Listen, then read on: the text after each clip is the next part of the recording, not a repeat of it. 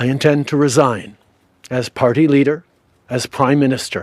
இந்த Christmas and new year முடிஞ்ச உடனே ஜஸ்டின் ட்ரூடோ பதவி விலகிறதுக்கான நிறைய சான்சஸ் இருக்குன்னு எல்லாரும் பேசினாங்க. அண்ட் ஃபைனலி அது நடந்துருச்சு. இன்னைக்கு ஜனவரி 6 2025 ஜஸ்டின் ட்ரூடோ பதவி விலகிட்டாரு.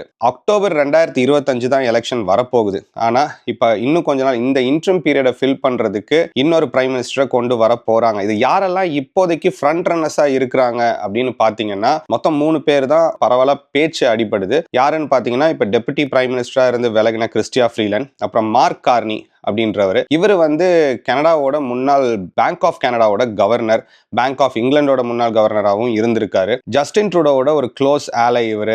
இன்னும் அவருக்கு இந்த ஃபினான்ஷியல் டிசிஷன் பத்திலாம் நிறைய அட்வைஸ் கொடுத்துக்கிட்டு இருந்தவர் தான் மார்க் கார்னி. அவர் வரலாம்னு சொல்றாங்க. அப்புறம் டாமினிக் லெப்லாங்க்கும் வரலாம் அப்படின்றதும் பேச்சு சொல்லப்படுது. இவர் லிபரல் பார்ட்டியில ஒரு எம்பி அண்ட் ஜஸ்டின் ட்ரூடோ ஒரு வெரி க்ளோஸ் ஆலை ஆர் ஃப்ரெண்ட் அப்படின்னு கூட வச்சுக்கலாம். பட் என்ன பொறுத்த வரைக்கும் என்னன்னா, இதனால பெரிய கனடால ஃபினான்ஷியல் மாற்றங்கள் வரப்போகுது, ஐயோ கனடால நல்லது நடக்குமா அப்படின்னா பெருசா ஒன்றும் நடக்க போறது கிடையாது. ஏன்னா இவங்க எல்லாம் அட்வைஸ் பண்ணி அதை இம்ப்ளிமெண்ட் பண்ணிட்டு இருந்தவர் தான் ஜஸ்டின் ட்ரூடோ. இவர் வேலைக்கு இப்ப அந்த கூட்டத்துல இருந்தே இன்னொருத்தர் வரப்போறாங்க அப்படின்றது பெரிய சேஞ்சஸ் கொண்டு வர போறது இல்லை.